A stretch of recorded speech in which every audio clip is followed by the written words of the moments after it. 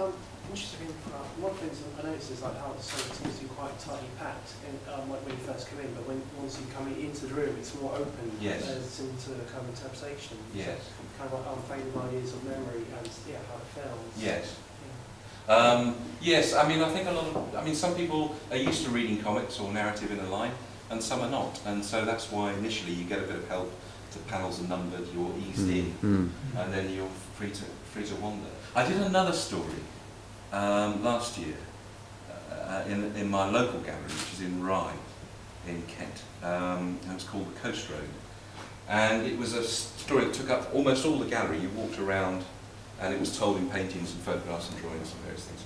And I really loved the effect it had on people, in as much as you could see them come in, walk in the middle of the room like you do in a gallery, you look around, see what's there, there's a bunch of stuff in a room, and then give them a minute, and then you slowly realise, hey, there is a sequence here, and to go back to the beginning, and they would spend an hour, they came for 10 minutes, and they would spend an hour actually reading the story and getting involved in it, and I just really loved that. But this is kind of a little push further, in as much as you get a bit of that at the beginning, and then you're free to make of the rest what on earth you will.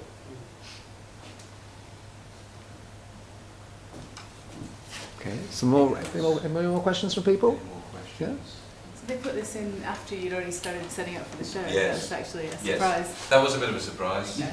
What if you'd had more time or money? What would you have done with this wall, knowing it was there from the beginning? Do you think? What would you like to have done? Well, it's such an imposing structure. It isn't. Yeah. And the physical question of getting the stuff in the gallery too. The building where you can't get anything big in. There's no lift, or there's no way up the stairs. We had a real struggle with that suitcase construction, didn't we? Yeah. So it's a strange choice, but I think it really needed a big pair of antlers up there. You know, those great big ones that come right into the room. Well. I'd love to have done that. And I would still love to do something that is much more sort of in the space. If you could actually draw in the air, or just hang things in mid-air like that, I'd love to do that. I think that's next, finding a way of doing that. You've done like projections onto cloth and things. That's something you did. Projections onto gauze and projections like with the Mr. Punch book exhibition you did. Water, beautiful. Or like city drawings and mirror mask. The city drawings where you had the buildings drawn kind of. See, digital filmmaking, that's where you can just draw in the air. You see, Yeah. it's lovely. I'd love to be able to do that in life and fly. And have antlers. And antlers. Yes.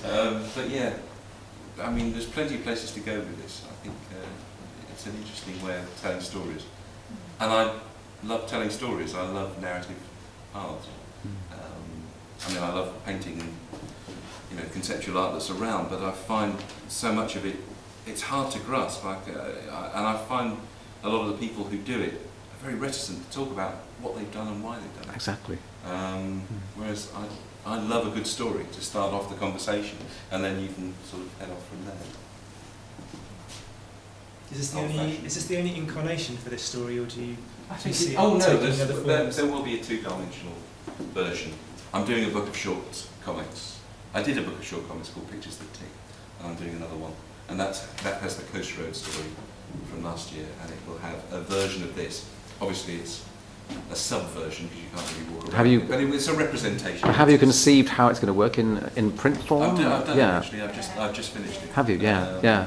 You're incorporating photographs of the yes. this installation. I'm showing how the work actually was in the show. Very simple, really.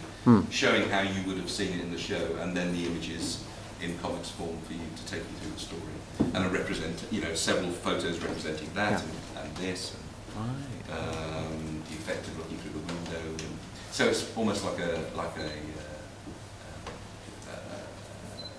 just a way of presenting. Almost documentary reportage, almost, yeah. Because you've done a book, of course, of the Coast Road, a limited edition of the Coast Road. Yeah, that was easier to do because that was a pretty linear story. And that's on sale here, by the way, downstairs. It is. But it's £40, but it's only an edition of 200. 200. Yeah, not on commission either. No, it's a beautiful book. But so this one's been a bit trickier to get the gist of it on a page, but I think it's okay. It's about 26 pages. And I also love the way you use the stairwell going in and going out. A lot of people don't always get that straight away, but it's beautiful that you bring people in and out. Again, would love to to do more with that. I mean, I think given a year with a room, or even a bigger space, you know, there's so much more to do. I work a lot with a writer called Neil Gaiman, and we talked about doing some sort of theatre thing. I think both of us love theatre, and we both had very, very good and quite different experiences with sort of site-specific theatre. I went to see Mask of the Red Death, which is the best theatre I've ever seen, and Neil's seen a few. And we've talked to various people like Cirque du Soleil and a few other people. I would love to do some sort of site-specific project, but a big one, and blend this sort of storytelling and sound and music and theatre and everything together. It's with the walls in the walls, we do a lot with light, like the light in the different rooms. The walls in the That's walls, yeah. beautiful. Yes. Yeah, just the going in and out of the lights. The theatre piece? Yeah, and the... Well, yes, well that's Julian Crouch and he's brilliant. Did you do the... Because it was based on your illustrations, wasn't it? Yes, and I would love to say I had something to do with it. I didn't. Really? He just captured Wow. my pictures brilliantly because he's a brilliant theatre director. And if we could do something with him, that would be great as well. And then the other person I work with a lot is Ian Sinclair, who works a lot with, I mean, he has a mind like a library, layers and layers of meaning, and he works a lot, he writes a lot about things in London, but it's a London of layers. And so there's a narrative, but then you sort of extrude the narrative into a fantasy version of London and then an Egyptian version of London, his own mind's version of London, true historical London, and you get a sort of cube of narrative, which is basically a room. So I think there's something to do with Ian in a room where the narrative is either on the floor or something, or that's putting it simply, but the narrative is understood, that you extrude it into a room and you can start to look at it in three dimensions. That'd be good fun. Good. Any more questions for Dave? Yeah, there seems to be a thing with masculinity as well, with the imagery and the ruts as well, as in rutting stands. Yes. Yeah, I mean, that really was just something just in the story. It was, you know, three lads, 15-year-olds, testosterone, sort of pumping. And which is unusual. I mean, most of my stories are not really like that at all. But this one just sort of had to. Is that the significance of the guy, you know, of the guy kind of like behind the wall there, Yes. as well, kind of like spear, kind of like hanging on like up on the ankles, like such as in the picture. Yeah, I mean, things like that.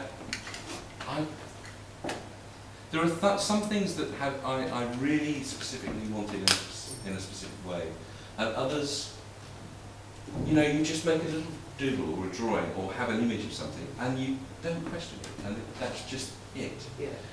And you question it if you start to make it and it looks rubbish. But if it looks okay, you just kind of leave it like that. And then what I'm interested in is how other people think of it. I don't know, I mean, I would be curious to know, if anybody wants to tell me, what they think is going on behind there. Because I've heard it described in different ways, I've heard, you know, different, obviously, interpretations of it. And because there's enough that I think is clear in here, I'm happy for elements like that to just hang. And you're really free to interpret it how you like. And I'd rather not be too specific about it. And I didn't question my intuition, as it were. I mean, normally I do. Normally I like to really have a clear reason why. Because I'm like that. Or something. But this one, no, I wasn't. And a couple of things in here like that. I didn't want it to overthink it. Good. Any last questions at all? Are we okay? The frame is supposed to look ridiculous, don't worry. Oh, Baroque. Yeah, exactly. Yeah. Do you have any more exhibitions in Rye coming up? In Rye, Yeah. I will do more because they're a lovely gallery and we're sort of good friends with them now. Okay. But nothing planned, I have to say. So I'm not sure it'll be next year. I've got a ton of work next year. I'm doing a book with Richard Dawkins, which is taking a huge amount of time. I'm finishing a film. So I'm not sure whether I'll do it next year. Probably the year after we'll do another show.